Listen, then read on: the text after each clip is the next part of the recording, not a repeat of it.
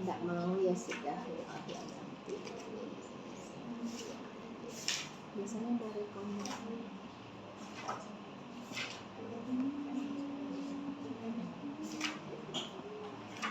Oke, ya sudah lah.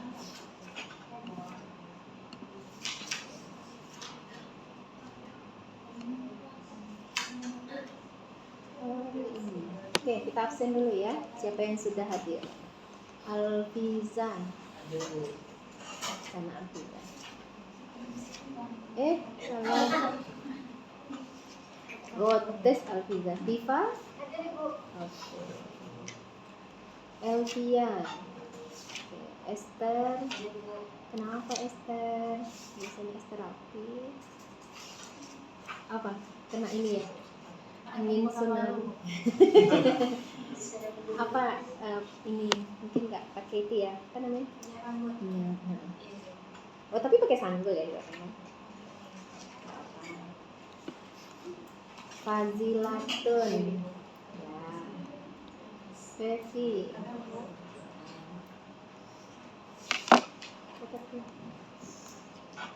Haikal. Apa ya garuk potong rambut.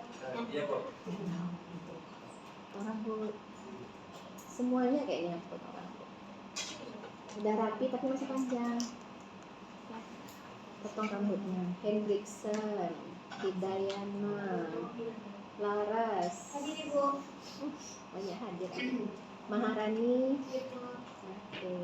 Maisyarah. Mawaddah. Mia. Rahma. Rahmatul.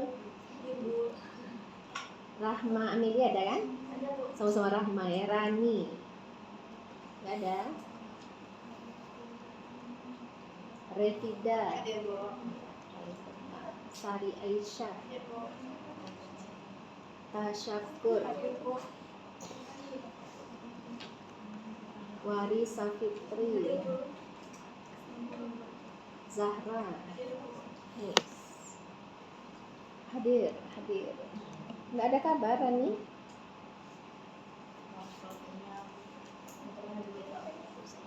Oh memang nggak datang dari tadi? Iya Bu.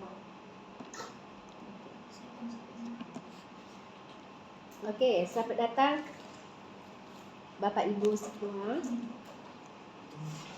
Bu Karu, Bu Kapus. Terima kasih sudah hadir dan seluruh perawat asosiat, perawat pelaksana, mitra Universitas Muhammadiyah Riau. Hari ini kita kembali melaksanakan rapat yang kedua. Ya. Kedua, kita ingin lihat perkembangan manajerial di ruangan Bapak Ibu semua. Ya. Hari ini perawat asosiat yang nggak datang satu ya, Mbak Rani. Ya kan, kalau ibu dia nanti ketua.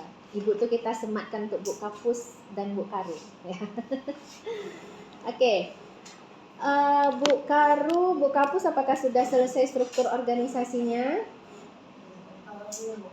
Belum, harus selesai ya, karena itu setiap rapat, setiap apa yang sudah dibahas itu harus sudah ada. Jadi setiap perjalanan rapat itu berarti angsur-angsur membuat kinerja harian masing-masing sesuai perannya. Jadi dimasukkan ke laporan kinerjanya. Karu dan Kapus harus punya struktur organisasi lengkap. Nah, di atas Karu masukkan kabit keperawatan, ya. Plus titel semua perawat asosiat, perawat pelaksana dan Katim itu kan sudah melanjutkan studi. Tentu ada gelar yang dicapai dari studi lanjutnya. Jadi silahkan masukkan juga titel sesuai pendidikan terakhirnya. Nah, Katim juga harus punya struktur organisasi, satu tingkat di atasnya Karu, Katim. Berarti di bawah Katim adalah tim yang dibawahinya. Untuk perawat pelaksana juga punya struktur organisasi. Poin yang di atasnya adalah katimnya, kemudian di bawahnya adalah tim, anggota tim, dan perawat asosiat itu membawahi pasien. Nah, jadi masukkan pasiennya siapa. Jadi semua Bapak Ibu semua sama-sama di laporan kinerjanya ada struktur organisasi sesuai perannya. Ya. Jadi kalau Karu lengkap, Katim mulai dari Karu ke Katim anggota tim. Untuk perawat asosiat dimulai dari Katimnya dan dia sebagai anggota tim, dan bawahnya adalah pasiennya, pasien yang dikelola, pasien masing-masing ya. Sudah punya pasien semua kan? Oke. Ini ruangan kenanga ya, ruangan kenanga. Karunya Bu Hidayana ya. Nah, di sini kita coba rapikan bagaimana SDM yang sudah ada di ruangan kenanga. Nah, Bu Sabila pendidikan terakhirnya apa? Titelnya apa? Nurse? Apa? Sudah S2? Hah? Nurse SCAP? Sudah MCAP? Oke. Ambil spesialis Ibu? Spesialis apa? Medikal bedah ya. Kalau kenanga ini kan penyakit dalam, berarti ngambil medikal bedah karena kasusnya medikal ya, penyakit dalam ya. Kan nggak mungkin komunitas, nggak cocok ya. Kemudian Pak Katim pendidikan terakhirnya apa? Pak Halfia. Escape, nurse escape. Sudah S2 kah? Oke. Sudah spesialis? Belum? Oke, sudah S2 ya, Katim satunya ya, Bu. Kemudian anggota tim Pak Akia. Haikal, Pak Haikal sudah S1? Sudah escape? Ya? Oke, S2? Tidak. Mbak Nia pendidikan terakhirnya apa? Nurse escape juga? Iya, Bu. Oke, sudah S2 belum? Oke, berarti PA-nya S1 nurse. Mbak Rahma. Kok pasrah? Kan yang menjalani pendidikan Bu Rahma, bukan saya. Ya benar? Ya benar? Oke, Rahma Amelia. Mbak Fevi, sorry. Oh, sudah profesi. Spesialis? Oke. Berarti anggota tim Katimnya S2, timnya S1 nurse ya, Pak Halkia. Oke, kan nggak lucu kalau Katimnya nggak tahu. Harus tahu ya pendidikan terakhir, karena itu data mengenai masing-masing perawatnya harus punya. Kan itu ada CV-nya masing-masing. Mbak Mawadah sudah S2. Oke, spesialis? Tidak? Ya? Ya, berarti sama SPMB biar linear ya. Kan mungkin spesialis anak di kenanga ya. Karena membawahi medikal, penyakit dalam, cocoknya medikal bedah. Oke, Mbak Elvia. Nurse escape sudah ya? Pada pasrah semua loh. S2. Mbak Maisyara? Escape. Oke. Sudah nurse kan? Oke. Alfiza? S2. Oh. Berat nih, Bu Mawadah. PA-nya ada yang S2. Sudah spesialis? Medikal bedah ya? PMB? Berat. Ya, medikal bedah. Mbak Esther? S2 juga? Oh, nggak mau kalah Esther. Apa medikal bedah juga? Sudah spesialis atau baru S2? Spesialis apa MB? Ya, medikal bedah ya. Oke, Mbak Marani.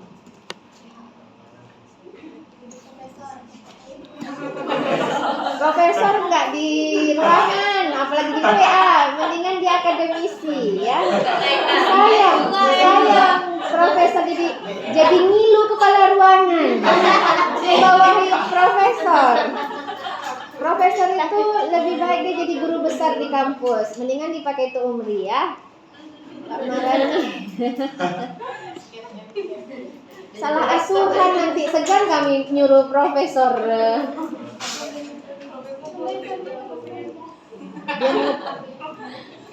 Ya benar, profesor. S2. Oke, spesialis sudah? Oke. Medikal bedah, wah berat kenanga ini ya. Oke, si Ailahan, Maharani. Tadi Maharani udah? Oh iya. Iyalah, makanya ditunjuk jadi si Ai. Ya, karena sudah menjalani pendidikan sampai medikal bedah. Wow, luar biasa. Amin. Mimpi kan?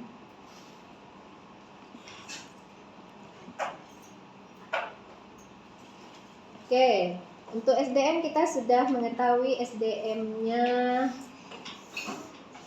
yang S2. Oh, banyak ya dikenalnya S2. Spesialis, wah harus sehat nih pasien-pasiennya, spesialis semua yang megang. Berapa orang nih S2? 1, 2, 3, 4, 5, 6. Bingung tuh cari duitnya, bayarnya mahal kalau S2 aja di PP. Oke, kita ke Puskesmas Rejosari. Mbak Revida, Nas, SPKK ya, karena di komunitas kan.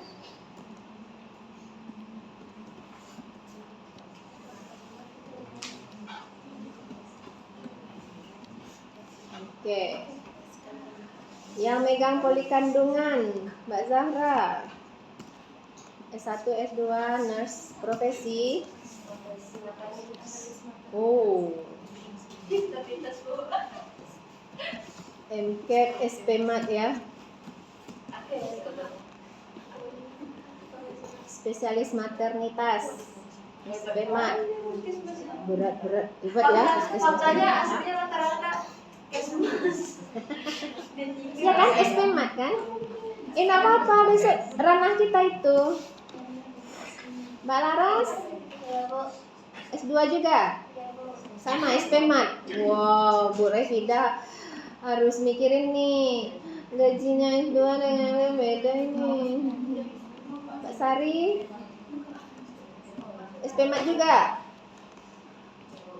Berarti baik ya, ngasih jalan untuk kuliah. SPMAT semua yang megang pasiennya.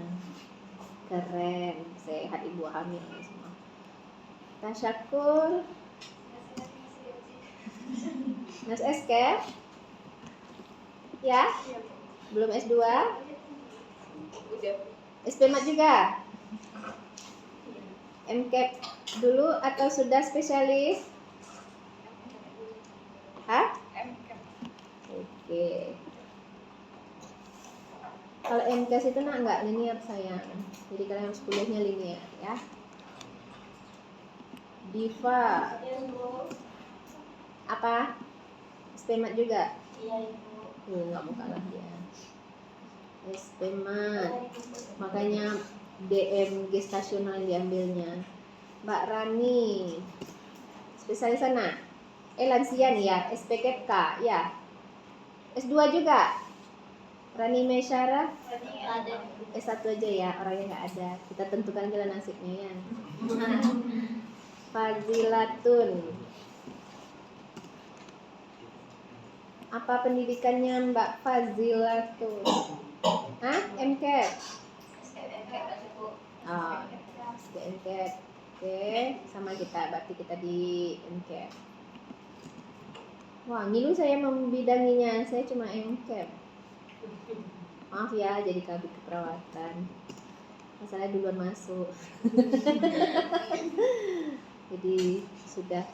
Nah, Mbak Rahmatul apa pendidikannya? S2. Oke, SPKK.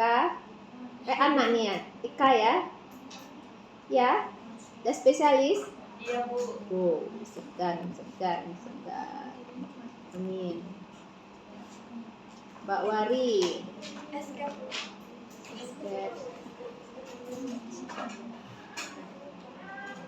S1 sudah S2? Hah? S1 oke, nggak apa-apa.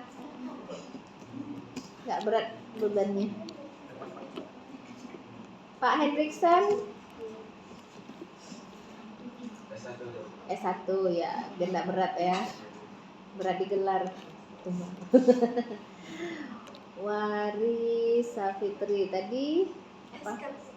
Oh iya. Oh, macam-macam. Walaupun escape saya si ayah. Berarti pengalaman kerjanya. Sari Aisyah. Oh, SP Mat. Wah, kasih ya. Apa? Ngilu juga nih. Mahasiswanya. Wow, SP Mat. Oke, luar biasa ya Puskesmas Rejosari memberikan kelapangan untuk meningkatkan karir melewati studi lanjut ya. Berarti kita rapat dengan orang-orang hebat, insya Allah ya. Amin. Ya. Boleh nggak Bu si A-nya diganti sama Diva aja Bu? Kenapa? Si A yang Sari diganti dengan Diva karena Sari udah jadi BA jadi bendahara. Ya terserah. Bu Kapus percaya sama Mbak Sari, bisa jadi PA, bisa bendahara, bisa jadi CI. Jadi gimana Bu Kapus? Gak sanggup dia jadi CI Bu Kapus? Nanti semuanya mundur. Atau bendaharanya dipindah? Tetap jadi CI tapi bendaharanya orang lain. Atau Boleh kayak gitu. Oke, bendaharanya siapa? Bu Kapus. Ibu Kapus nyamannya sama siapa? Kan Bu Kapus yang megang. Gak sanggup deh Bu Kapus, berat SP-nya. Karena megang mahasiswa, mau megang bendahara. Nanti bonus kita gak keluar kalau Bu Ben-nya gak kuat gitu. Siapa yang jadi Bu Ben? PA boleh. Yang gak ada tugas tambahan boleh.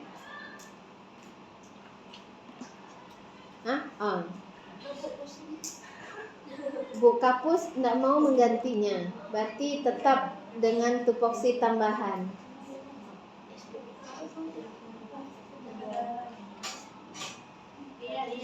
Takut orang megang duitnya tidak ada masalahnya. Kalau ada duitnya berani semua.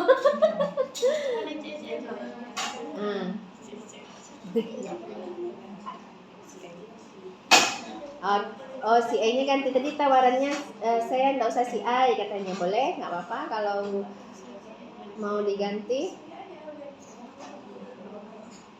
Duh, nggak bisa kata Bu Kapus.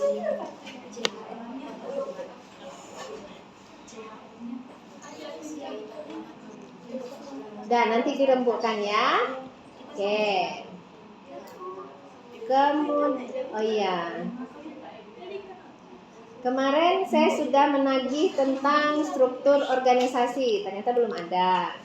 Tupoksi.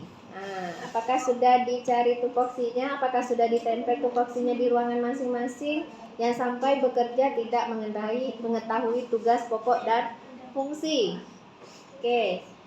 Bu Karu sudah tahu, sudah dapat tupoksinya, Bu?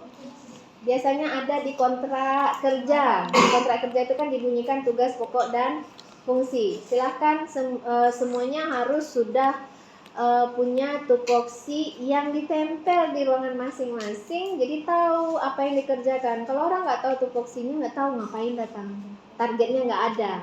Ya, batas wewenangnya di mana? Dari tupoksi itu. Oke, silahkan Bu Hidayana. Apa tupoksi Ibu sebagai kepala ruangan di Kenanga? Silahkan. Boleh dikasih contoh satu, Bu? Enggak, semuanya cari searching. Belum ada? Udah? Oke, silakan Bu. Tupoksi Bu sebagai karu. 1. Bu Kapus siap-siap ya. Tupoksi, tugas, pokok, dan fungsi. Karena itu ada batasan wewenang apa yang harus Ibu lakukan. Karena dari tupoksi inilah Ibu bekerja sehingga laporan kinerja Ibu mana yang tercapai dari tupoksi. Nah, ternyata tupoksinya ada 10. Yang bisa saya kerjakan cuma 8. Berarti PR yang 2. Itu cara kita indikator mengukur kinerja dari seluruh tim sejawat kita. Katim juga cari tupoksinya. Perawat asosiat juga harus cari tupoksinya. Jangan sampai tidak tahu apa tugas saya, apa tugas pokok, apa fungsi saya di ruangan ini. Ayo, silakan Bu Udayana.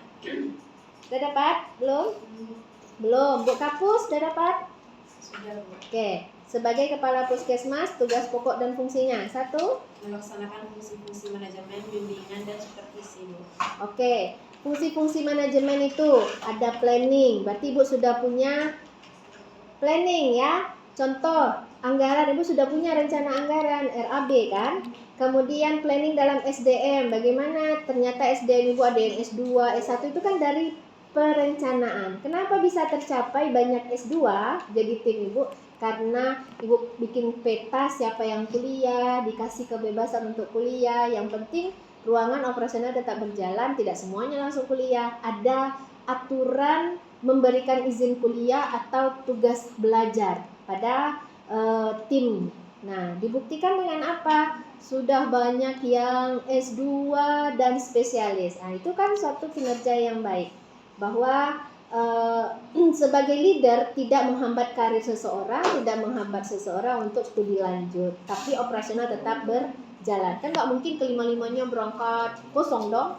Nah, jadi itu bagian dari planning yang tercapai. Ada pemetaan siapa yang boleh kuliah, kalau udah pulang siapa lagi yang selanjutnya. Nah, itu dibuktikan sudah banyak yang S2 dan sudah pulang sebagai spesialis ya. Ini aset loh Bu, SDM ini. Nah, ternyata aset ini sudah diperlakukan sangat baik. Kita nggak boleh menghambat karir seseorang, nggak boleh menghambat SDM kita untuk melanjutkan pendidikannya. Karena aset itu akan menambah nilai lebih untuk Puskesmas Rejo Sari. Oke. Itu fungsi-fungsi manajemen, planning. Apa lagi? Fungsi manajemen? Organizing kan? Iya, Bu. Bahwa dikoordinir, harus terorganisir Puskesmas Rejo Sari. Jangan yang berjalan tanpa rel, harus sesuai yang sudah disusun. Mengorganisir itu kan sama menyusun, bahwa meletakkan sesuatu pada tempatnya itu terorganisir dengan baik. Ingat, suatu kebaikan yang tidak diorganisir dengan baik akan bisa dikalahkan oleh kejahatan yang terorganisir dengan baik. Jadi jangan hanya menjadi orang baik, harus punya strategi, harus diatur. Udahlah, kita pandai-pandai kita aja, ya nggak bisa. Semuanya harus ada aturan, semuanya tersusun dengan baik, semuanya harus melakukan tugasnya. Jadi bukan 5 kepala terserah aja lah Bu. Ada yang mau ke kanan silahkan, mau ke kiri silahkan, yang mau datang silahkan, yang terlambat silahkan, yang nggak mau datang juga silahkan, nggak megang pasir silahkan. Kacau. Tidak akan tercapai tujuan kalau tidak diorganisir dengan baik. Itu fungsi manajemen organisasi. Diorganisir dengan baik. Pengorganisasian. Apalagi? Planning, pengorganisasian. Apalagi? Pengendalian. Harus dikendalikan. Kalau dia masih di relnya, kita biarkan. Ada yang keluar dari rel, tarik lagi. Kembali ke jalan yang benar ya. Harus dikendalikan.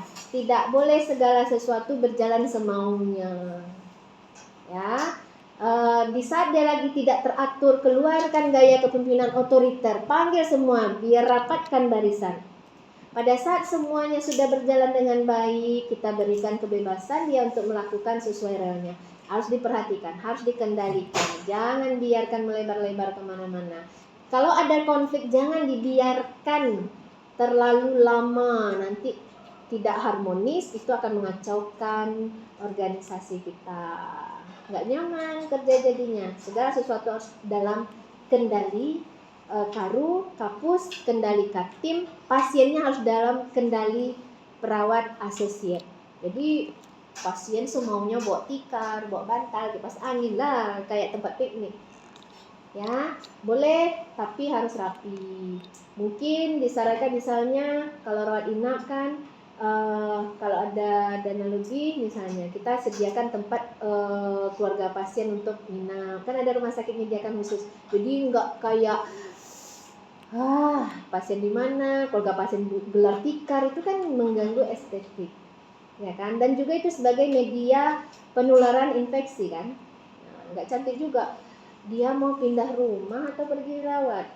Kita pernah lihat kan orang dirawat bawa termos agak 2, kipas angin 2, tikar lah, bantal enggak kepala aja, bantal guling agak 2. Saya nggak biasa tidur tanpa bantal guling 2 kiri kanan untuk naruh kaki. Kacau. Ya. Kemudian ada peraturan kita, 1 pasien 1 penunggu, dia sekampung datang. Bawa rantang dia, piknik makan bersama dia di sana. Rumah sakit bukan tempat wisata. Itu harus kita kendalikan supaya dia tetap rapi. Ya kan, nggak mungkin ini pasar atau apa. Mungkin untuk pasien dikunjungi nyaman, tapi yang di sebelah pasien pasti tidak nyaman. Karena dia dirawat itu karena ingin istirahat. Lah, ini buka pasar. Ya, belum lagi dibawa anak kecil, itu kan harus terkendali. Anak di bawah 12 tahun nggak boleh masuk karena resiko penularan ya. Terus nanti tidak terkendali, lari sana lari sini, jatuh semua alat. Nah, kena EKG kita, kena alat-alat canggih mahal kan. Nah, itu yang harus dikendalikan. Oke, apalagi planning, pengorganisasian, pengendalian, pengarahan. Bos, harus ada arahan dari Kapus, Karu, Kaktim, dan PA. Semuanya ada fungsi pengarahan. Kapus mengarahkan untuk Kapus, Karu mengarahkan untuk Kaktim dan Pro-Associate. Itu kapan dilakukan? Bisa pada saat briefing awal. Pengarahan bisa disampaikan setiap rapat. Pengarahan bisa disampaikan saat overrun, ya kan? Pengarahan bisa disampaikan saat ronde keperawatan. Apapun forum yang terbentuk selalu akan ada arahan dari leader manager. Nah, perawat asosiat siapa yang diarahkannya? Pak? Sien. Kalau pasien nggak diarahkan, nanti kita mau bawa dokter visit, pasiennya pergi. Bapak, ya kan, kalau mau kemana harus disampaikan ya. Jangan sampai pasien melarikan diri dari ruangan belum bayar. Tentu ada security, ya kan? Kan ada yang pulang tanpa pesan, ya kan? Tagihannya siapa yang bayar? Nah, harus ada pengarahan. Apalagi? Penilaian. Evaluasi, iya. Makanya setiap Yankes itu ada akreditasi. Ada yang mengaudit, nggak bisa kalau tidak diaudit, nanti jadi dinasti. Karu habis masa jabatannya diangkatnya anaknya di Karu. Jadi harus iya kan? Ordal ya. Iya, ordal. Sekali 2 kali ya. Emang ini rumah sakit, Bapak. Gitu kan? Jadi harus ada budaya mutu, akreditasi, audit, penilaian itu penting. Bahwa yang menilai bukan diri kita, menilai itu orang lain. Harus silang. Misal kalau ada penilaian internal, siapa yang menilai? Orang PPI, menilai apakah pencegahan dan pengendalian infeksi terlaksana nggak di ruangan. Siapa lagi yang menilai? Orang bidang keperawatan, termasuk Kabid Perawatan akan menilai bagaimana puskesmas dan ruangan ini berjalan nggak sesuai visi misi dari rumah sakit, sesuai nggak dengan visi misi puskesmas. Harus ada penilaian. Akreditasi adalah audit dari eksternal, bahwa kita harus dinilai oleh orang lain yang nggak ada sangkut pautnya dengan kita, sehingga memberikan penilaian secara objektif. Kalau orang dalam juga yang akan menilai ya subjektif, nggak apa-apa lah, kita ajanya. nggak bisa. Makanya di dalam SIAM itu kan isi kuesioner terlebih dahulu. Itu bagian dari penilaian, mempertahankan mutu, bahwa setiap dosen yang masuk itu dinilai. Tidak hanya mahasiswa saja yang dinilai gitu. Masukan-masukan yang diberikan itu sebagai evaluasi untuk perbaikan ke depan. Karena manusia itu tidak ada yang sempurna. Tuh, penilaian mempertahankan budaya mutu dengan akreditasi, harus ada audit, termasuk audit keuangan. Nah, kalau ini adalah rumah sakit pemerintah, BPK. Ya kan? Naik ke atas KPK. Uang negara yang digunakan pasti harus diaudit. Nah, oh ini perusahaan keluarga. Ya, kalau bekedai isi kedainya dimakan terus, jangankan untung modal pun habis. Berapa banyak orang tutup usaha karena memakan apa yang sedang diusahakan. Kalau orang Cina nggak boleh kan dia. Apa yang sedang dijual tuh nggak boleh diambil. Dia akan upayakan anaknya itu harus bekerja baru dapat uang jajan. Makanya mereka sudah siapkan anak-anaknya untuk jadi pengusaha selanjutnya. Jadi bukan dikasih warisan gitu, enggak. Dia harus usaha dari muda. Dia harus jadi pekerja dulu. Kalau ingin punya toko, dia harus bekerja sebagai pegawai toko, walaupun di toko orang tuanya. Tapi yang banyak kita kan buka kedai kecil-kecilan di rumah, di garasi.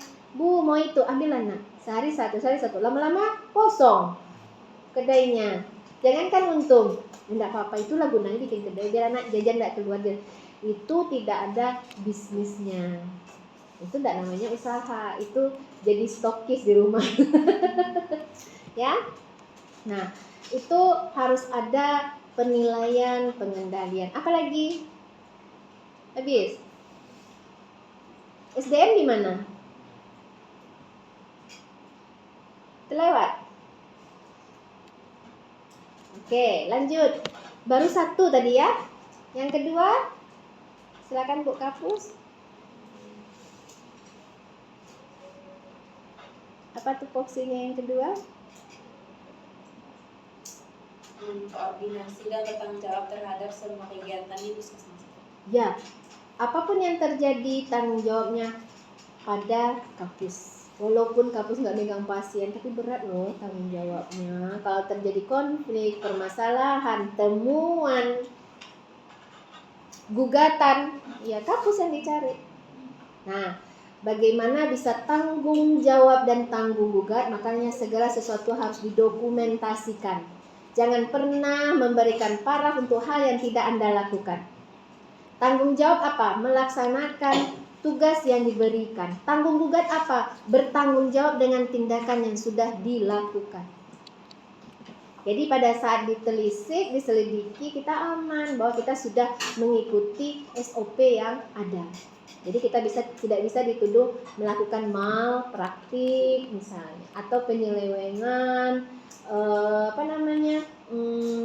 tidak melaksanakan pekerjaan sesuai wewenang, itu kita bisa terhindarkan dari itu. Ya, oke, apa lagi Bu?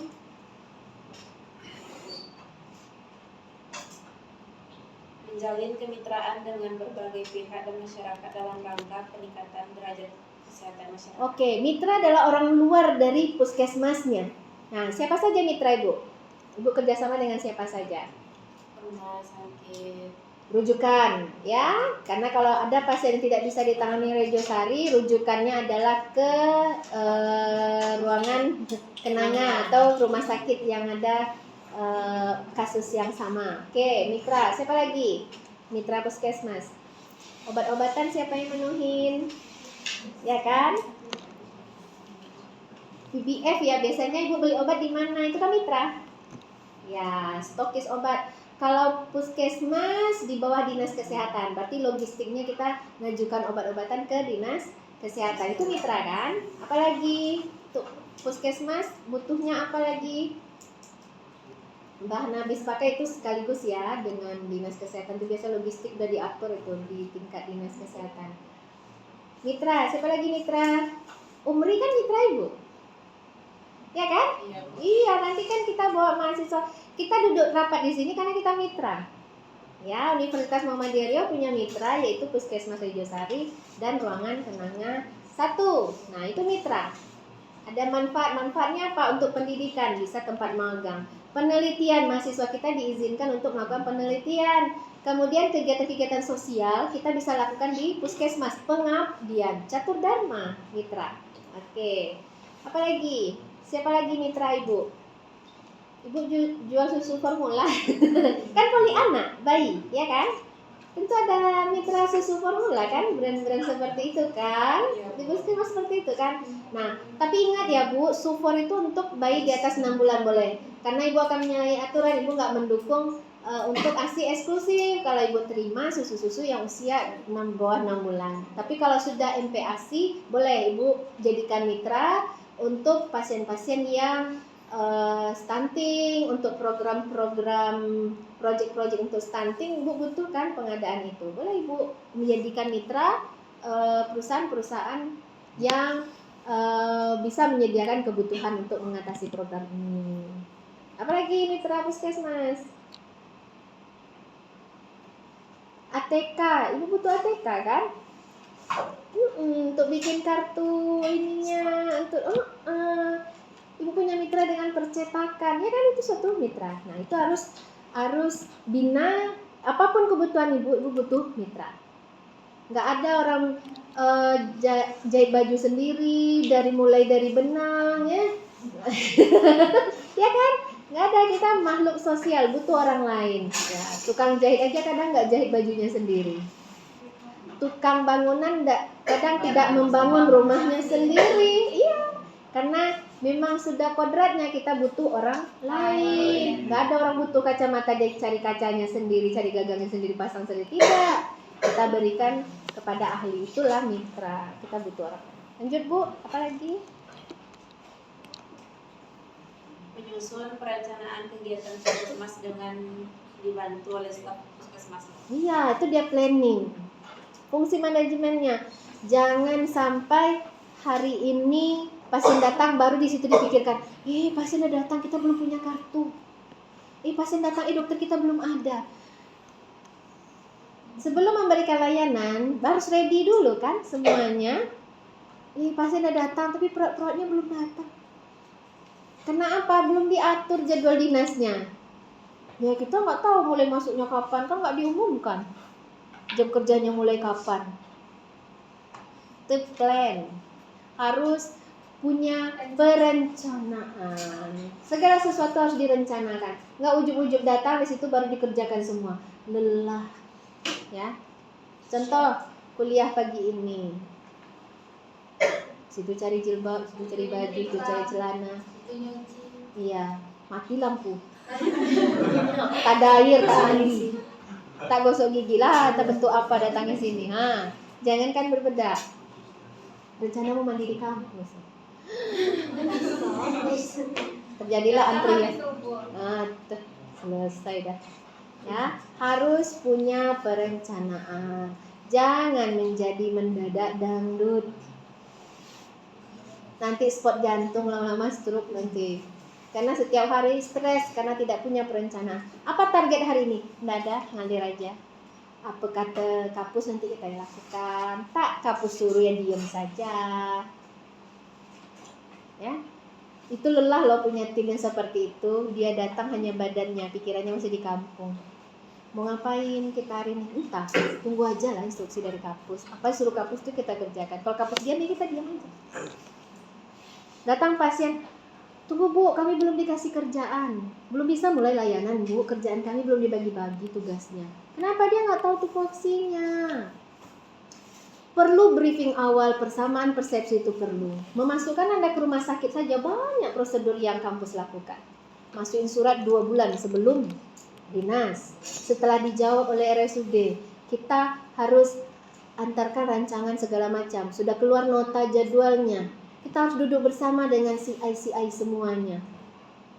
Nah, setelah oke, satu kata, kita harus pastikan ke mahasiswanya, briefing mahasiswanya. Kalau enggak nanti jalan masing-masing dia kan, entahlah. Ngapa dia sini? Entahlah, disuruh aja ke sini, pokoknya jam segitu datang. Mau ngapain? Entah. Ruangannya mana? Tak tahu juga. Apa targetnya? Tak ada. Anda akan dibekali rancangan, akan dijelaskan bahwa dinasnya sekian, ini loh tugasnya, bla bla bla bla. Sama persiapan perkuliahan ini. Semuanya harus punya perencanaan. Orang yang maju tanpa persiapan, bersiaplah turun tanpa penghormatan. Jangan bodoh nekat.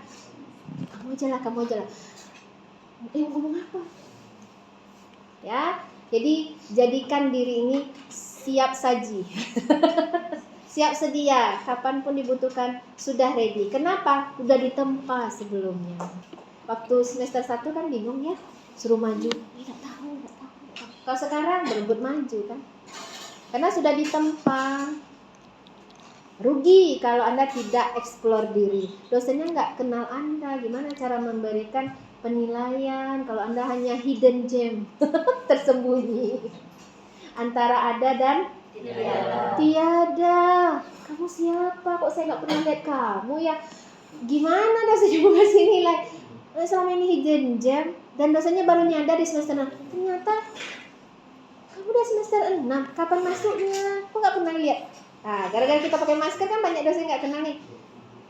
Nggak pernah memperkenalkan diri, nggak pernah mengeksplorasi diri. Siapa yang kenal kita? Rugi. Bangun personal branding Anda dari sekarang. Bahwa orang tahu Anda mampunya apa. Gimana orang akan menunjuk kita kalau kita nggak pernah menunjukkan kemampuan kita.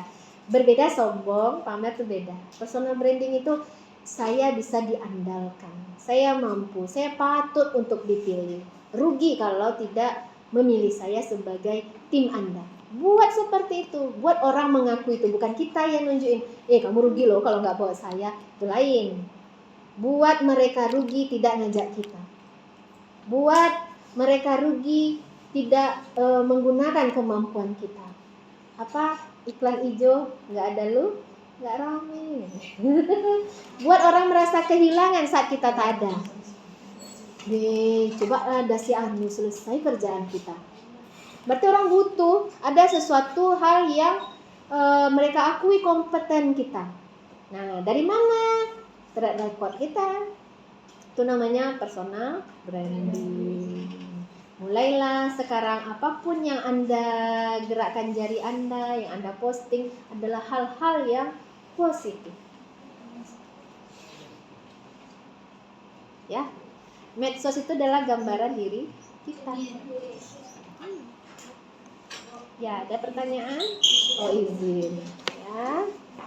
Personal branding. Bagaimana teman-teman bisa punya persepsi positif ke kita karena pengalaman dalam 1 tahun terakhir. Dalam 3 semester udah cukup untuk orang mengenal kita kan? Janganlah sama si Anu nggak selesai nanti. Berarti persepsi orang sudah sempit terhadap kita. Berebut, si Anu sama kami aja lah bu, si Anu sama kami. Berarti ada hal yang istimewa. Itu namanya personal branding. Biarkan orang mengakui kemampuan kita dengan kita memberikan bukti bahwa apapun pekerjaan yang diberikan ke kita, kita totalitas melakukannya. Oh, kalau si Anu kasih kerjaannya selesai. Janganlah ini sekali dia datang tuh hilang ya. Capek kita manggil dia. Kalau dia setengah-setengah kerjanya, itu kita sedang meruntuhkan personal branding kita. Kenapa Anda bisa menunjuk si Anu aja lah Katim, si Anu aja si Elahan? Berarti ada hal positif, persepsi yang sudah terbentuk, ada nilai jual yang sudah pernah dia tunjukkan. Nah, periksa lagi medsosnya ya. Suatu saat Anda akan masuk lingkungan kerja, HRD-nya lihat itu. Karena di dalam CV masukkan Instagramnya. Dari sana saja kita bisa mengenal seseorang yang belum kenalan dengan kita. Karena sekarang latah tangan kita untuk unjuk diri tapi kebablasan. Unjuk diri untuk hal yang bisa membangun brand kita, nilai jual. Bahwa kita orang yang dicari oleh perusahaan itu, orang yang dicari oleh Yankes itu. Wah, kita butuh orang seperti Anda. Jangan gini, mohon maaf ya, kayak kita tidak jodoh. Sepertinya perusahaan kami tidak mencari tipikal seperti Anda. Kenapa? Kan nggak boleh mungkin dibilang kamu di medsosnya galau terus. nanti kalau kamu galau, kamu sering nggak masuk kerja, kan ribet perusahaan kita, rugi. Karena abstennya banyak. Ngapain kita membayar orang yang nggak pernah hadir? Capek deh. Ya, oh mungkin kita nggak jodoh. Kenapa? Anda bukan yang dicari oleh rumah sakit kami. Kami butuh orang karakter seperti ini. Anda di medsosnya galau, depresi. Sedangkan pekerjaan kita penuh tekanan. Kita butuh orang yang bisa bekerja di bawah tekanan, tahan banting dibanting-banting gitu. Karena orang yang dengan mekanisme coping yang baik, dia dalam terjepit, dia ibarat apa istilahnya, tengki nadia te tak kurang nak di luar. Nah, berakal dia kan? Hidup berakal, mati beriman. Iya. Dia enggak tempit, dia diam. Terjepit dia diam, enggak berusaha, pada ada akal. Sedangkan semut aja dia kejepit, digigitnya kita supaya dia bisa lepas. Masa manusia dah terimpit, terjepit, dia tak dicari jalan macam mana dia lepas dari jepitannya, tekanannya. Ya. Nah, bangun personal brandingnya. Sangat penting. Sekarang kadang wawancara itu hanya formalitas. Formalitas kenapa? Dia ingin melihat good looking nggak, berpenampilan menarik nggak, bersih nggak. Yang dicari bukan ganteng cantik, nggak. Bersih, qurrata ayun, indah dilihat, teduh dilihat. Wah, dilihat saja, oh ini bisa nih jadi orang yang dibawa ke tengah, bisa dia apa? Lihat, bisa dibawa ke depan, ke tengah ya. Nah, iya. Kan nggak mungkin, kalau kayak gini gimana? Nak nyimpan aja deh terus kita. Kamu di barisan belakang ya, Jangan biarkan dia di depan, kaca kita nanti. Jangan sampai orang tahu. Lelah kita menghadapi tim yang seperti itu. Nah, jadi harus bersih, rapi. Ya, digosok bajunya, mandi, rapiin rambutnya, ya. Sementara studi ini kumis, jenggot, jambang bersihin dulu biar awet muda, nanti lebih tua daripada si Ainya, gitu ya. Ya. Jadi good looking, berpenampilan menarik itu bukan ganteng atau cantik. Ya. Oh, dia rapi. Kerapihan yang kita tunjukkan berarti menunjukkan seseorang pekerjaannya rapi. Wah, dia berantakan. Orang kita yang udah rapi, nggak bisa itu. Ya. Yang dilihat itu adalah verbal dan non-verbal. Pada saat wawancara, orang akan menilai kita bagaimana kita spontanitas dalam menjawab, tata bahasa, susunan kalimat yang kita sampaikan. Orang ini terbiasa untuk berkomunikasi dua arah. Dia bisa mengatur intonasi suaranya, kapan dia kemudian vokalnya jelas. Jangan biasakan bicara buru-buru, akhirnya kumur-kumur, orang nggak ngerti apa maksud kita. Ibarat sholat tuh maknina.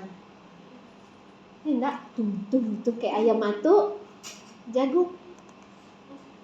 Satu nafas, satu tarikan nafas selesai 2 surat.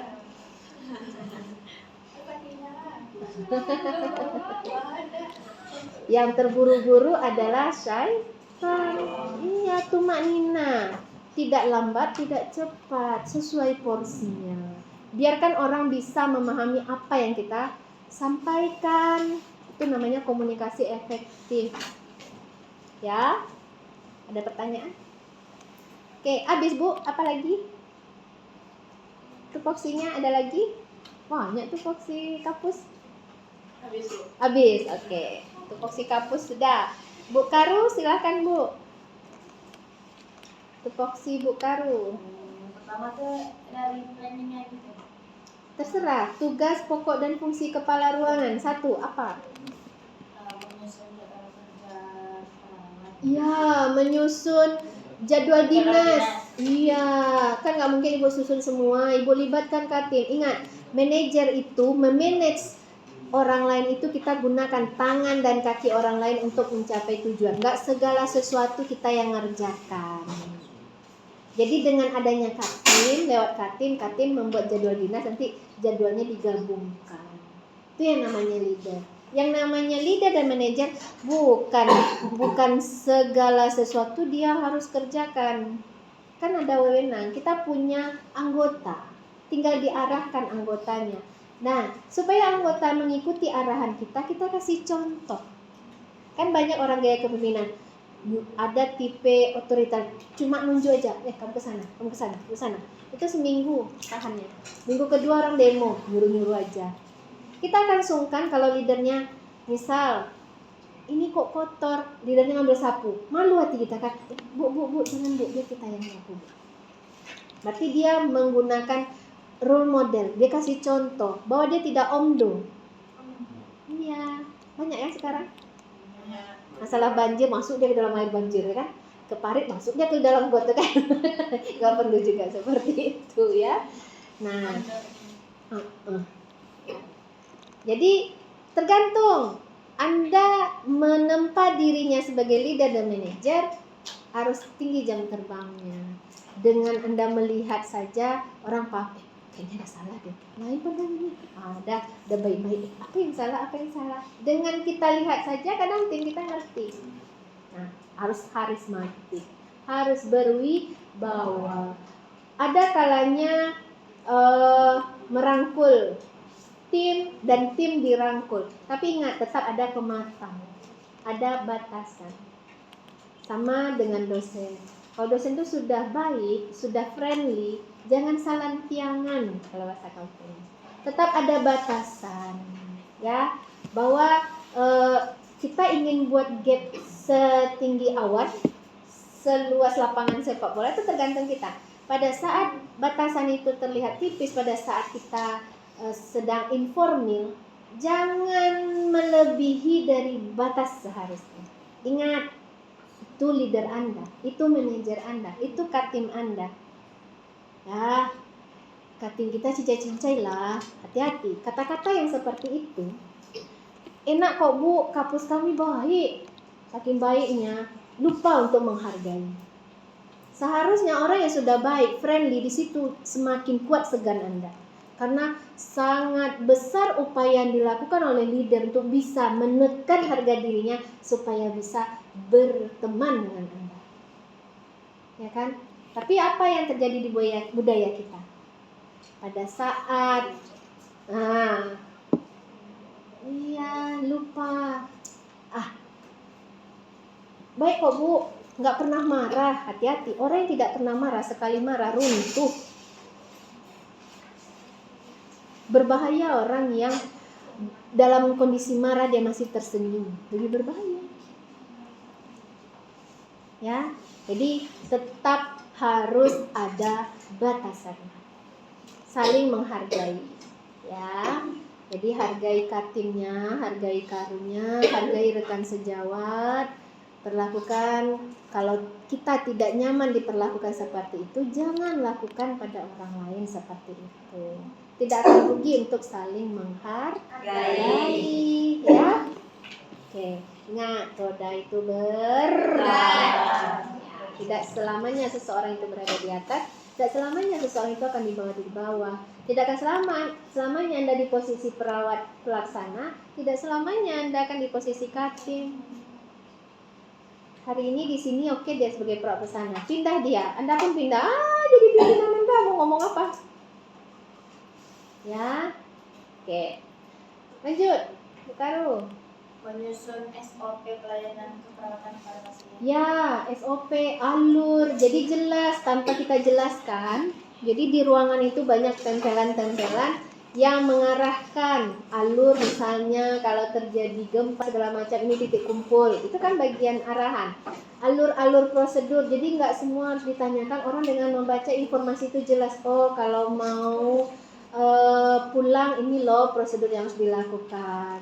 Jadi pengarahan kita jadi lebih sedikit karena arahan itu sudah dalam bentuk poster, banner, ya. Itu mengurangi kerja kita yang tidak semua harus kita, ya udah saya bilang kemarin kok lupa. Ya, maklum, manusia itu sarangnya lupa, sarangnya hilaf. Ya, cara amannya banyak petunjuk-petunjuk, alur-alur SOP yang ada. Tinggal gini, yang tidak SOP silahkan baca lagi. SOP sudah kita pampang, paling tidak malu hati kan, sudah pernah membaca, sudah tertampar dengan apa yang tertempel di ruangan. Nah, ikuti SOP. Oke, silahkan. Apa lagi Bu? membantu menyelesaikan masalah yang terjadi di ruangan. Ya, masalah itu bisa datang dari pasien. Masalah itu bisa datang sesama rekan sejawat. Ada yang IG-an, nah, jangan dibiarin ya. Oh iya, Sindir. iya, sindir-sindiran. Dia satu tim. Oh, saya nggak mau satu tim sama dia. Tinggal manajemen konflik. Apa yang dipilih oleh Karu, Katim? Banyak manajemen konflik dalam manajemen keperawatan yang bisa dipilih. Contoh, menghindar supaya tidak terjadi perang dunia. Yaudahlah, nggak usah kontak dulu. Kemudian win-win solution. Dia nggak bisa satu tim, pisahkan dia.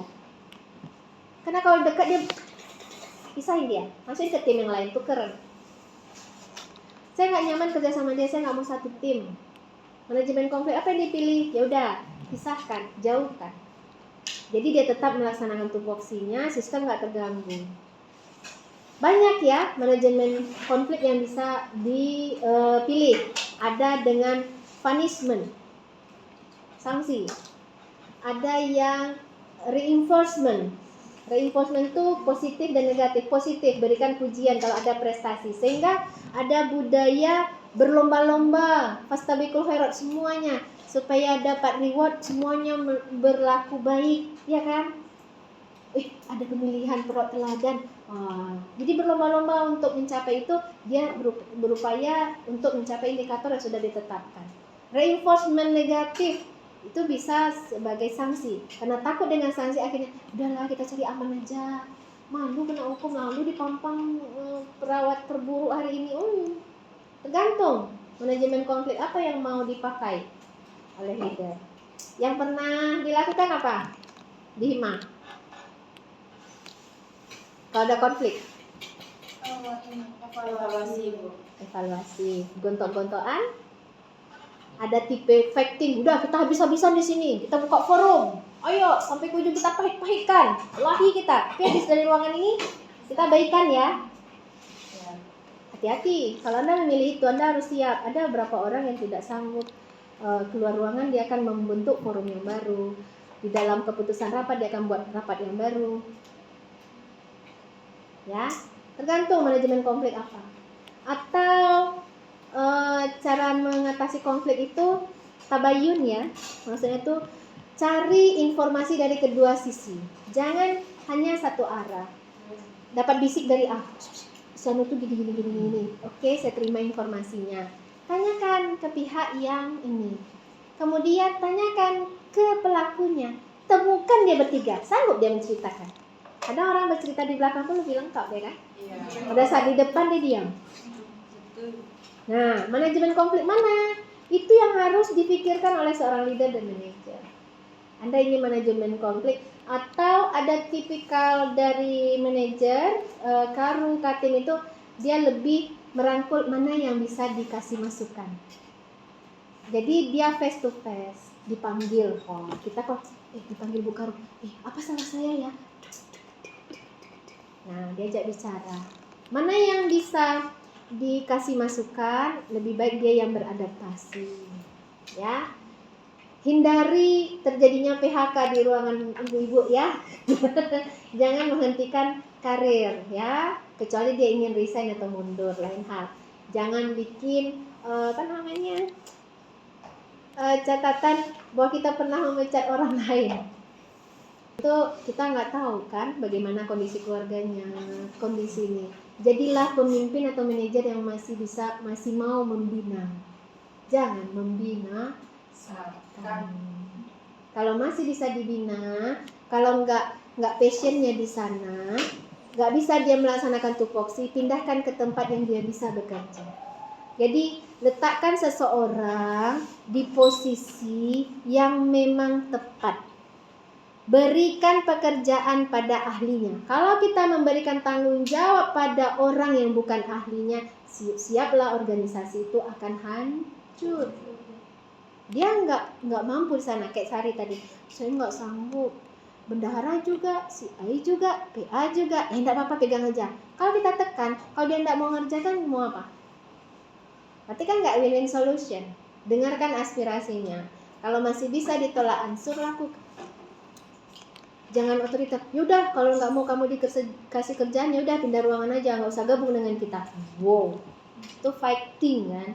Itu cari musuh. Nah, kalau bisa kita memimpin suatu tempat, orang akan ingat selamanya. Oh, beliau pernah jadi leader kita, jadi manajer, luar biasa. Buat orang punya kenangan yang baik pada masa kita megang jabatan. Kalau ingin melihat karakter seseorang, lihatlah pada saat dia megang jabatan dan urusan keuangan.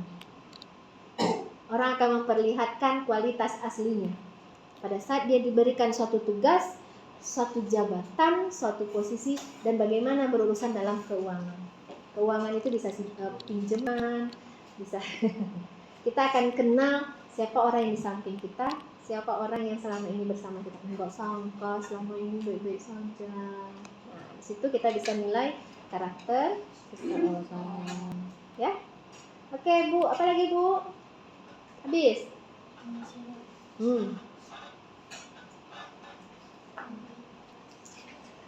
Berkoordinasi dengan dokter dan tim perawat lain. Oke, kemarin kita sudah bahas bahwa kita tidak bisa bekerja sendiri. Nah, seluruh orang yang ada kontribusinya dengan ruangan kenangan itu harus bisa koordinasi. Karena ke pasien juga nggak bisa tindakan mandiri perawat saja. Kita juga ada tindakan kolaborasi. Kita butuh fisioterapi, kita butuh dokter, kita butuh farmasi, kita butuh banyak cleaning aja yang kita butuhkan. Jadi jangan terjadi perbudakan ya. Walaupun sama di kampus ini, maupun dia CS security, perlakukan dia dengan baik. Akan beda siapa? Wah, CS jatuh harga diri saya kalau nyapa. Nggak ada. Assalamualaikum Bu. Ya Bu, kita nggak tahu suatu saat kita pasti butuh bantuan. Kalau orang yang selalu kita perlakukan dengan baik, tidak memandang status pekerjaannya, halal kok yang dikerjakannya. Jadi kalau menyapa itu penting loh. SKSD kan nggak kenal, jangan, biasakan ketemu CS. Assalamualaikum Ibu, sehat Ibu. Awal mungkin dia aneh gitu, tapi terus aja. Security, pagi Pak, 5 menit. Permisi Pak, Assalamualaikum Pak. Siapapun yang kita temui, semut aja saling salam ya. Masa kita jangan memilah, bukan ada dosen kita, nggak usah kita sapa. Jangan. Siapapun. Ya. Kalau Anda terbiasa seperti itu, ada satu kisah kan di satu pabrik pernah dengan hanya menyapa. Ada satu karyawan itu setiap datang pagi dia sapa security-nya. Pagi Pak, kadang ada makanan diberikan. Pulang dia nyapa lagi. Ada 3 hari security-nya kehilangan. Kok saya karyawan yang satu itu nggak pernah saya lihat lagi ya. Pagi nggak ada. Sakit nggak ya? Ternyata apa? Dia terkurung. Pernah dengar kisah itu nggak? Ada misalnya kerja di retail. Retail ini kan ada ruang beku ya, penyimpanan. Ya. Contoh kayak Lotemat, kayak apa. Itu kan ada ruang bekunya. Nah, dia bekerja shift itu. Pada saat dia masuk, dia lupa berpesan ke temannya bahwa dia masih di dalam. Pintu itu kalau tertutup, otomatis terkunci. Nah, seharusnya apapun yang kita kerjakan pesan ke teman satu shift kita. Saya di dalam ya, jangan ditutup, nanti saya terkurung. Karena sudah habis jam operasional, udah diperiksa nih, nggak ada lagi, dipanggil pun nggak ada. Rupanya dia sibuk bekerja masih di dalam ruang penyimpanan. Karena udah nggak ada orang, dikunci, ditutup, berarti kan terkurung deh. Yang nyadar security tadi kok nggak ada ya, itu pada 3 hari dia di dalam ruang beku itu. Akhirnya security-nya nyari sampai dapat, ketemu, udah kedinginan dalam 3 hari dia. Sempat hanya dari kebiasaan dia menyapa, sehingga orang sadar ketidakberadaan kita. Makanya jangan hidden gem, orang mau datang mau enggak sama aja. Jangan, harus peduli dengan siapapun, hanya berawal dari menyapa. Jadi siapapun yang berada di tempat Anda, biasakan security, CS, siapapun biasakan untuk menyapa. Kita nggak tahu suatu saat kita butuh pertolongan siapa. Kalau bisa dari jauh, ibu tuh dia hanya padahal nggak ada apa-apa yang kita berikan, hanya menyapa karena dia merasa dihargai, ya. Jadi jangan mahal. Tabassumuka li akhika sodako, ya nggak? Senyum aja sedekah, nggak bayar kan? Tarik, senyum simetris ya. Jangan senyum sebelah, nanti dikira stroke. Ya nggak simetris kan? Kenapa? Nanti kalau ada ketemu senyumnya sebelah dia bilang, kenapa nervus facialisnya lagi lumpuh ya? Itu Bell's palsy loh, lumpuh wajah, saraf wajah. Senyumnya simetris, tarik kiri kanan. Ya, sempurna senyumnya. Ya. Oke. Lanjut Bu. Habis. Oke. Terima kasih Bu Karu dan Bu Kapus. Ayo Katim, tupoksi Katim. Siapa? Katim ruangan kenanga. Salah satu saja. Siapa? Oke, silakan Haki. Silakan Pak Haki, maaf. Lupa. Mengkoordinasi tim. Ya, mengkoordinasi dengan tim. Tanpa koordinasi tidak terkoordinir. Ya kan? Shift pagi nggak koordinasi dengan shift siang. Shift pagi pulang, shift siang belum datang. Terserahlah mau diapain nanti pasien. Kan udah habis jam kerja, tinggalin aja lah. Itu nggak koordinasi. Overrun tuh bagian dari koordinasi.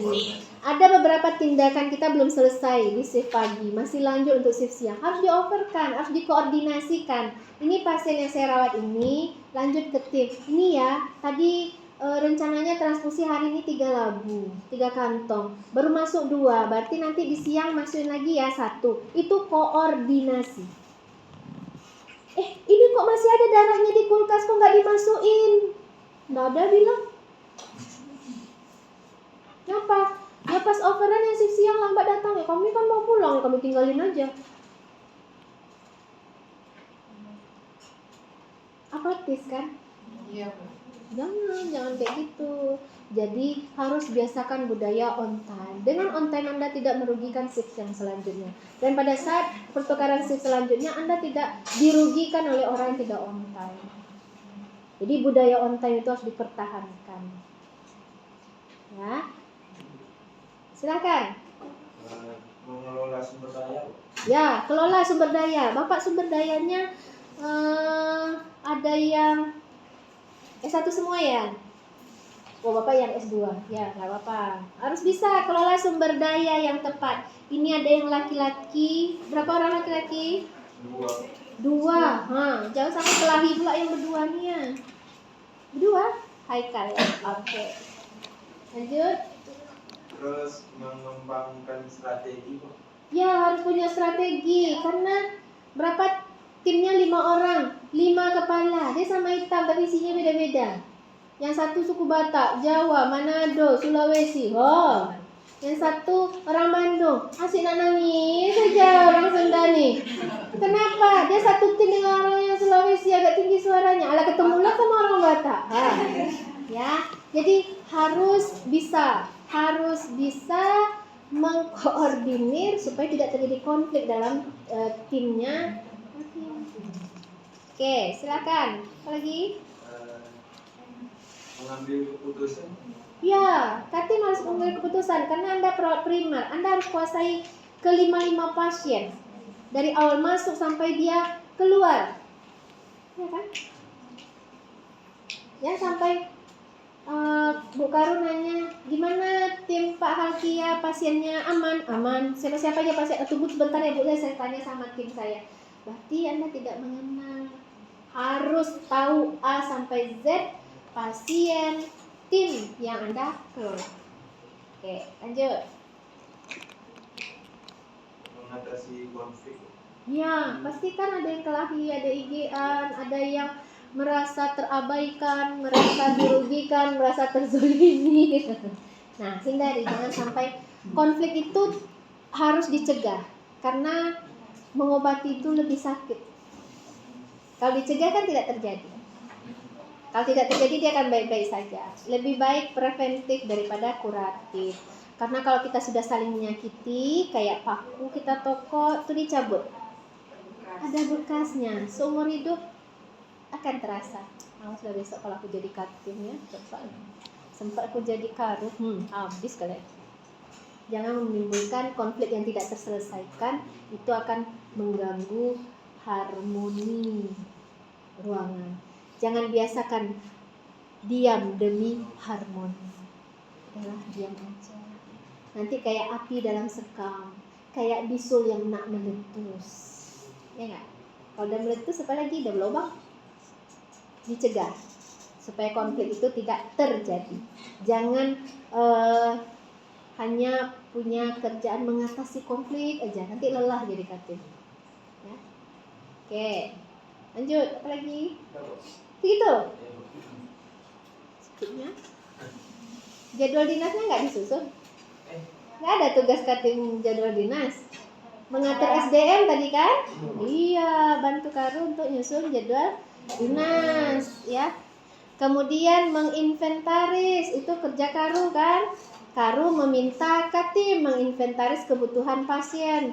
Inventaris di dalam ruangan apa saja sudah disediakan. Dari mana tahu bahwa ruangan ini kekurangan kasa, kekurangan spek, segala macam itu dari laporan perawat pelaksana. Jadi semuanya harus berkoordinasi.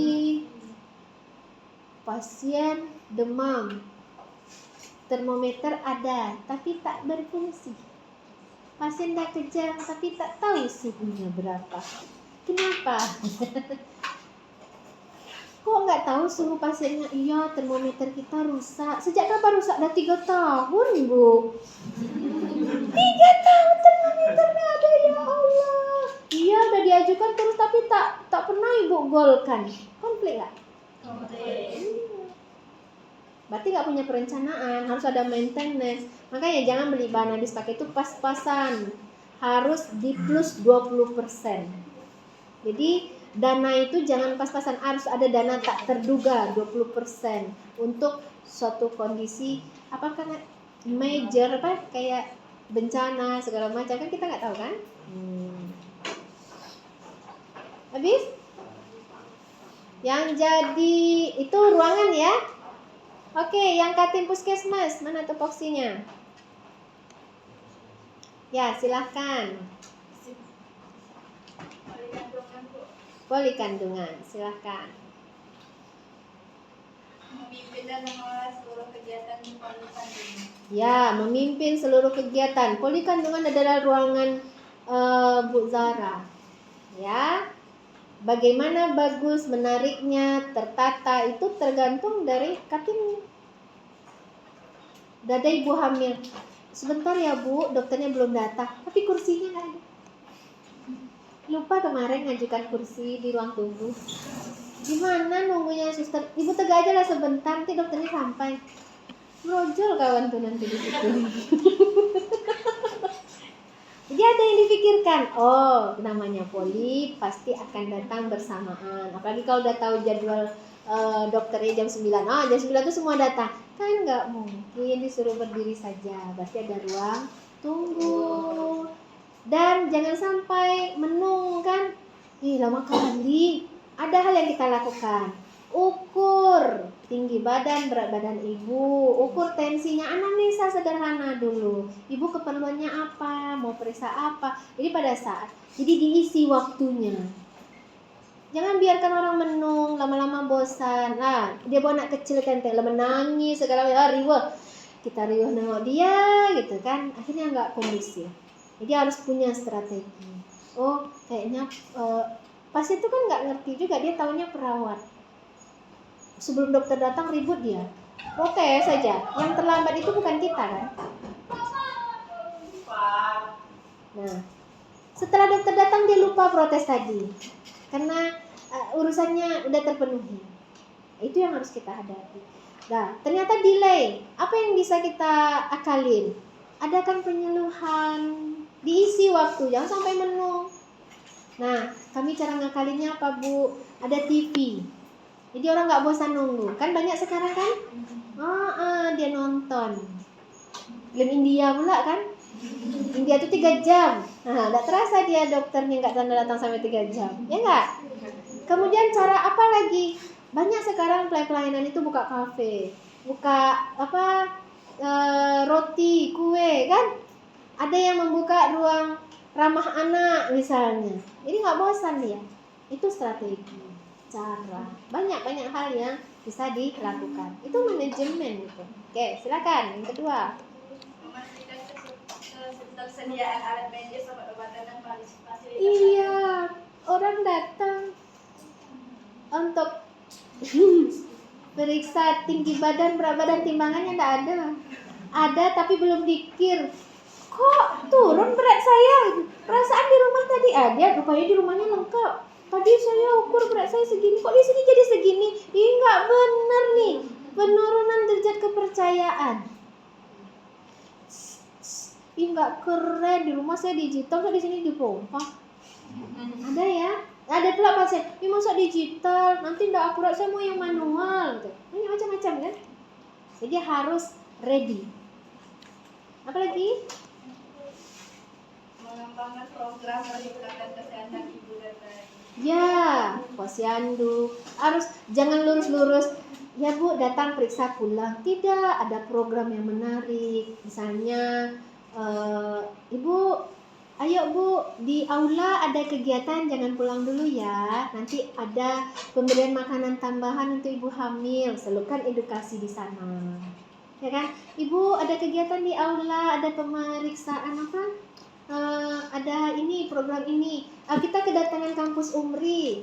Anak-anak mahasiswa keperawatan datang itu, mereka bawa ini. Pasti ada hal-hal yang program-program menarik. Jadi orang tidak datang hanya untuk cari dokternya saja. Ada tindakan-tindakan lain yang dilakukan. Ya. Oke, lanjut. Bu, ada bazar di sana, Bu. Ibu mau beli baju, daster. Ibu udah payah cari daster, ada di sana. Ternyata punya Toserba ya. Puskesmasnya punya Toserba, jadi dia nggak jauh-jauh cari kebutuhannya. Ya kan? Nah, tiba-tiba dia datang, pecah ketubannya, basah kan bajunya. Ih, kemana nih? Dokternya belum datang, saya belum periksa, baju saya basah. Jadi lu pada apa yang kamu mau kita ada. Toserba, toko serba ada. Kalau poli kandungan, tiba-tiba dia butuh misalnya pembalut, butuh lotion segala macam. Itu income. Ya, income itu mitra. Nah, bonus kita agak banyak sekarang, pemasukan kita dari mitra agak besar. Nah, harus ada ide. Ya, terus Mengelola data pasien dan laporan pelayanan kesehatan. ya, udah ada IT kan di Puskesmas Rejasarinya kan. Nah, catat rugi yang nggak catat PA karena rewardnya jasa. Ya, kalau mau jasa input, kalau nggak diinput berarti nggak keluar jasanya. Itu reward and punishment.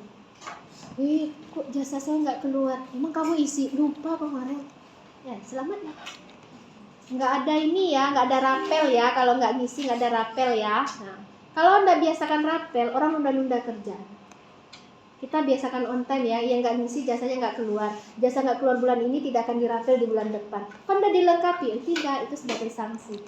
Membentuk budaya mutu. Boleh lakukan itu. Jadi orang berlomba-lomba.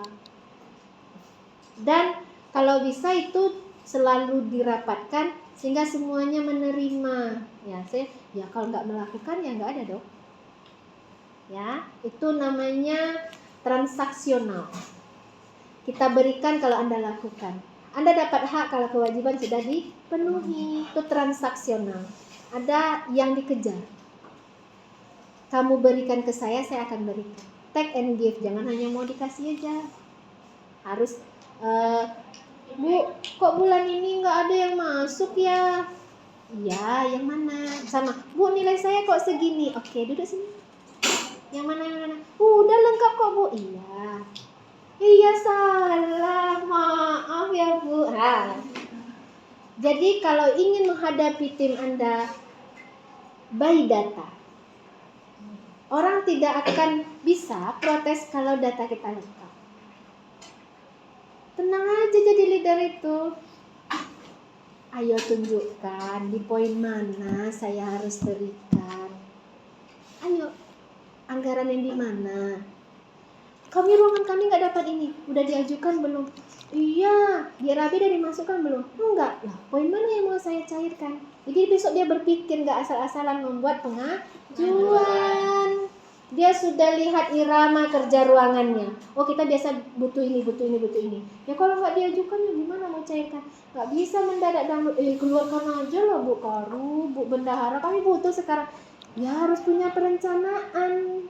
Kalau mau anggaran depan. Kita pending ya.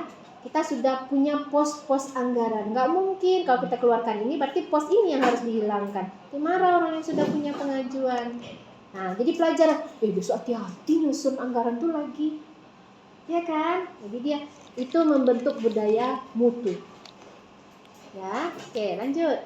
Mengatur jadwal dan koordinasi tenaga medis di poli kandungan. Ya, dokter spesialis kandungan ada berapa di ruangan poli? Berapa meja? Satu meja aja. Kan nggak mungkin satu itu setiap hari dia masuk, dia pasti butuh libur kan? Berarti Senin, Selasa, Rabu satu dokter, Kamis, Jumat, Sabtu satu dokter. Satu harus standby sebagai jaga-jaga. Nggak boleh hanya 2 dokternya atau 1 ya, Bu Kapus. Mahal bayarnya nih. Jadi dikasih jadwal. Ya, nanti yang satu menikah, satu anaknya lahir, yang satu akhirnya harus ada yang standby ya. Oke. Kemudian tenaga kesehatan apa ini poli kandungan? Bidan kan? Tidak hanya perawat di sana kan? Oke. Lanjut. Memastikan sarana dan prasarana dalam kondisi baik. Iya, jangan lapuk bednya, nanti terjatuh orang sedang hamil, melahirkan di situ. Tambah pula anak mahal, udah 10 tahun dia nunggu anak tuh, terjatuh di bed Anda.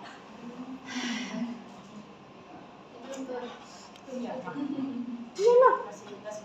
Oh tuh. Iya, tak bisa marah ke Bu Kapus, yo, nggak ada laporan. Itu dia. Setiap rapat, yuk Katim bawa timnya. Apa yang bisa kita ajukan anggaran sekarang? Gimana kondisi alat-alat ruangan kita? Oh kayaknya itu tuh tidak bisa lagi. Udah kita keluarin aja biar ada pengadaan baru. Ini udah berbahaya, tidak aman untuk pasiennya. Dan sampai pasien cedera. Ya, kemudian bednya terlalu tinggi, nggak ada tangga. Lama perutnya mau dibawa, mau dijingkat-jingkut. Ya, kalau dia bednya tinggi harus ada tangga. Hati-hati ibu hamil, khilaf nanti. Mendingan bednya direndahkan, pas. Ya, cari aman. Ya, anak mahal. Dia dah hamil 4 kali gugur semua. Ini anak kelima, cucu pertama pula. Alah, orang tuanya anak satu-satunya, dah kacau. Gara-gara bed kita lapuk, kursi kita lapuk, tercampak ibu hamil. Nah, na'udzubillah. Hindari itu. Oke, lanjut. Berkolaborasi dengan bidan desa, kadang kesehatan dan tenaga medis lainnya. Ya, kan nggak semuanya yang mau lahiran di puskesmas. Bidan desa masih lumayan ya, pustu ya, puskesmas pembantu. Kalau situ dukun beranak, Anda rangkul, boleh. Misalnya budaya di sana masih banyak ke dukun beranak. Dukun beranaknya kita kasih pelatihan, edukasi, bahwa mungkin pengalaman dia bantu persalinan itu sudah baik daripada kita, tapi tinggal alat yang digunakannya steril. Upayakan ajarkan dia untuk mensterilisasi, jangan pakai bilah bambu, jangan pakai gunting untuk gunting sampo, gunting bawang, segala macam, harus spesial. Nah, diedukasi. Kan nggak bisa kita, nggak bisa dukun beranak yang ada di sini, berhubung kami sudah datang, nggak boleh ada yang buka peran dukun beranak. Nah, disuruh keluar dari kampung tuh nanti. Ya, kita harus pahami kondisi tempat kita ditempatkan. Oke. Apa lagi? Mencari kerjasama dengan rumah sakit rujukan untuk kasus berisiko. Ya, sudah ada ya tempat rujukannya ya di rumah sakitnya, tempat Bu Hidayana ya. Berarti dia koordinasi dengan ruang kandungan ya. Oke, lanjut. Habis. Lumayan banyak ya. Tugas Pokja di puskesmas. Oke, Katim di ruangan kenanga. Udah tadi? Oh udah, oke kapus. Pelaksana di ruangan kenanga. Siapa?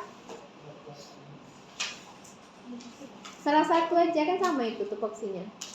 Tupoksi dimasukkan ke laporan kinerja ya. Oke, silakan siapa? Membina hubungan terapeutik dengan pasien dan keluarga sebagai lanjutan kontrak yang dilakukan perawat primer.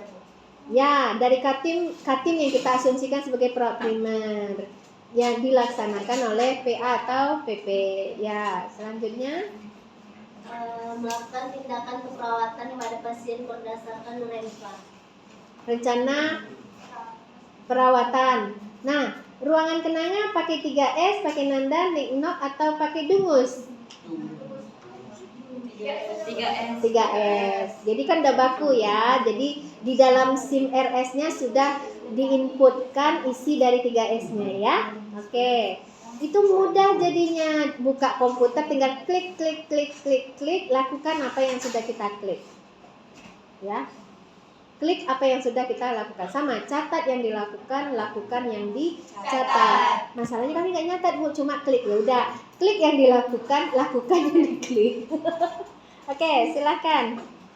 Mengikuti visit dokter bila perawat primer tidak di tempat. Ya, Katim harus mendampingi dokter visit ya, biar tahu. Nanti dokter bapaknya dokter, Anda di mana gitu, perawat asosiat Anda di mana. Jadi instruksinya jangan hanya dalam kertas, jangan hanya dalam SIM. Jadi ada yang kita komunikasikan. Ingat, perawat 24 jam dengan pasien. Kita yang tahu apa yang tidak tersampaikan. Ya. Lanjut.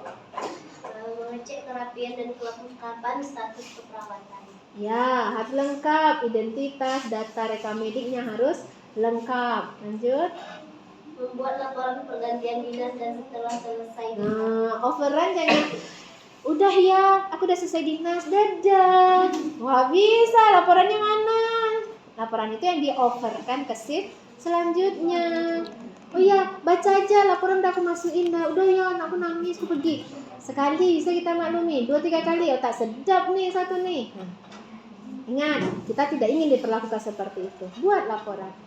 Oh iya, enggak apa-apa, dia sudah bikin laporan, sudah disampaikan. Kita maklumi itu sekali 2 kali. Ketuk pintu cuma 3 kali ya. Keempat ngamuk gitu. Itu menimbulkan konflik. Ya, jangan sampai. Oke, lanjut.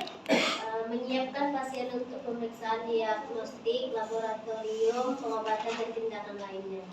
Iya. Ronsen ya hari ini ya, antar pasiennya. CT scan ya hari ini ya diantar pasiennya. Apapun tindakan yang diadvis kita lakukan sebagai PA dan atau PP ya. Oke, lanjut. Memberikan resep dan menerima obat dari keluarga pasien yang menjadi tanggung jawabnya dengan berkoordinasi dengan perawat primer. Oke, berarti itu tindakan kolaboratif. Habis? Oke. Untuk perawat pelaksana puskesmas siapa?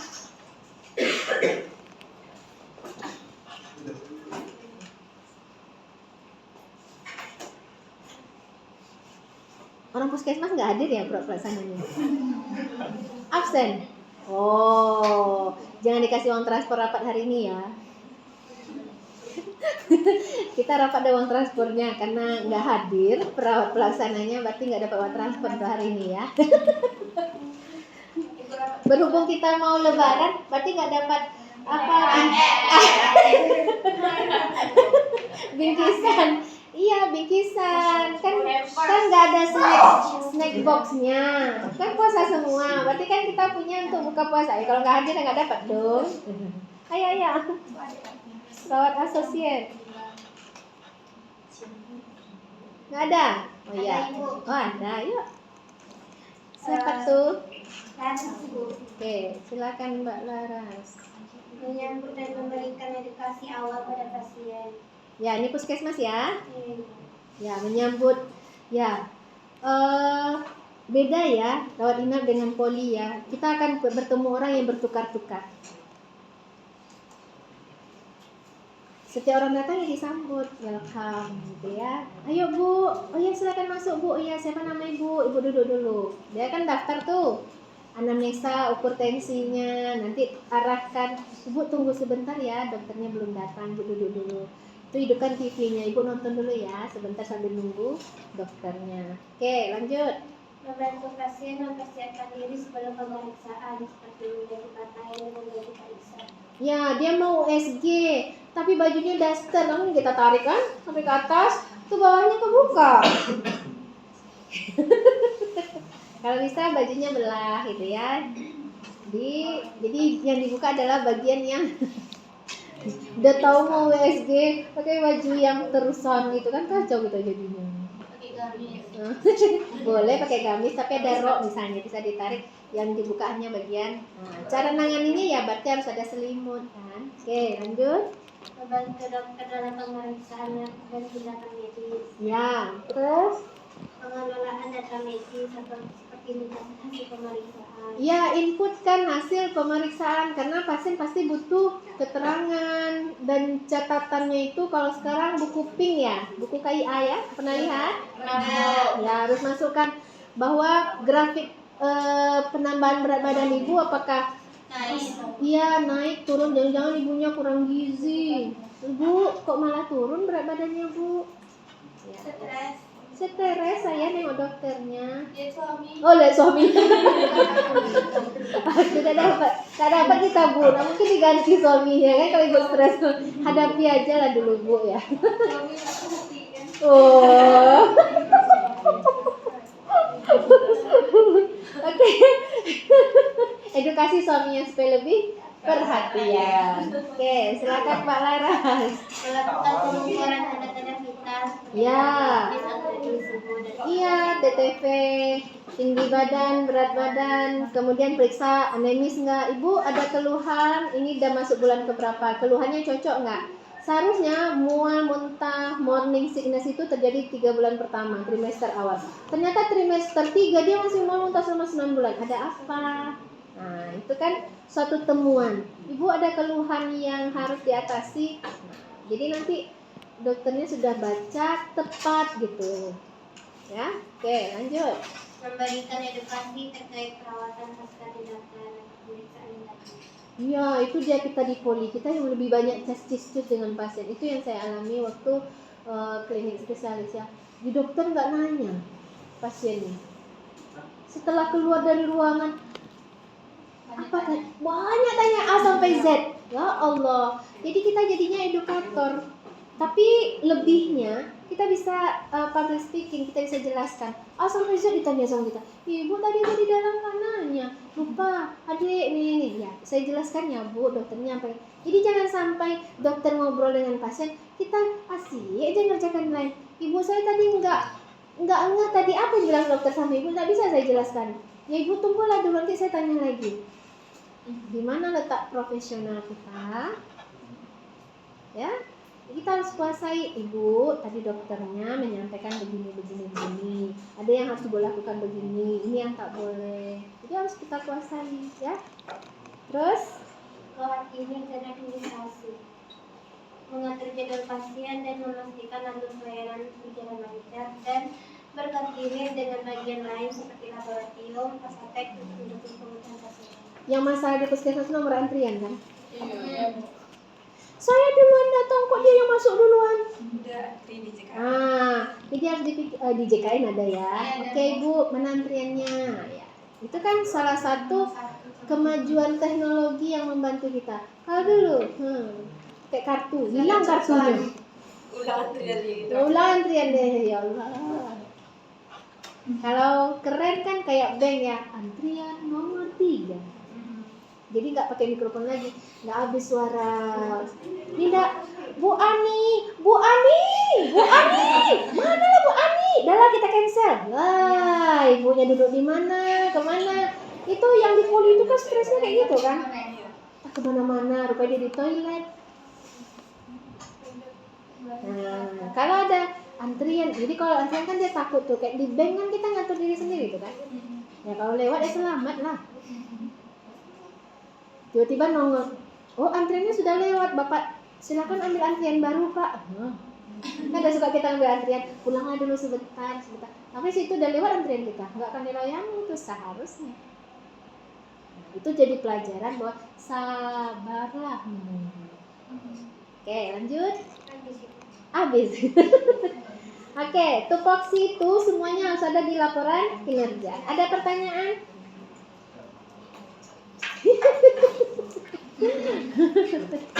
Nggak ada pertanyaan. Oke, siapa saja tadi? Bentar. Tadi siapa? Bentar.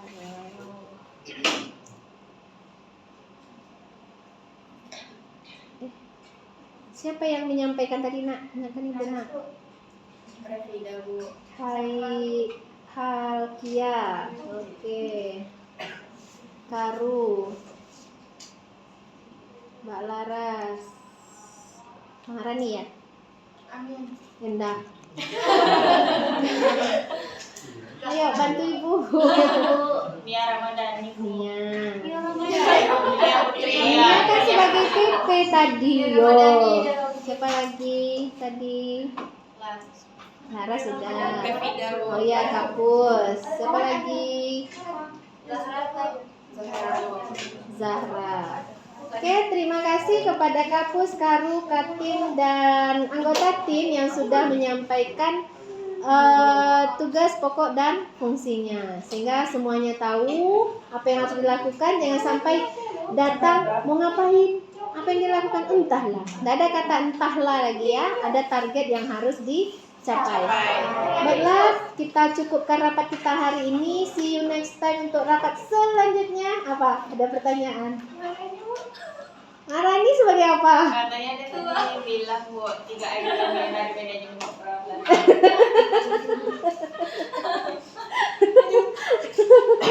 3 item dari manajemen perawatan. Apa tadi? 1, Organisasi. 2. Lupa. Gimana tuh? Ayo. Soalnya bagian dari PPT saya, Bu. Iya, apa? Ayo. Aja mana mau ditulis tuh? Oh, yang pertama organisasi. Ya. Baru tujuan pengendalian. Iya, terus Pengarahan. pengarahan. Apa lagi? Perencanaan. Oke, itu aja. Oke deh, dikasih untuk Maharani. Mungkin nangis pula dia kan. Payahlah kita berbuka puasa dia ngapa terasa asin air matanya kan. Ada lagi yang merasa belum diberikan? Pepi, Bu, Oh, Pepi apa? Oh, mantap dia. Apa Pepi yang sampaikan tadi? mau menyampaikan posisi Ailahan, Bu. Tapi time is over. Selanjutnya, di rapat selanjutnya. Oh ya, berarti tupoksi si Ailahan belum ya? Persiapkan dirinya untuk tupoksi si Ailahan. Setelah ditunjukkan baru nak tadi tak ada orangnya. Baru ditunjukkan ada bingkisan loh habis rapat baru.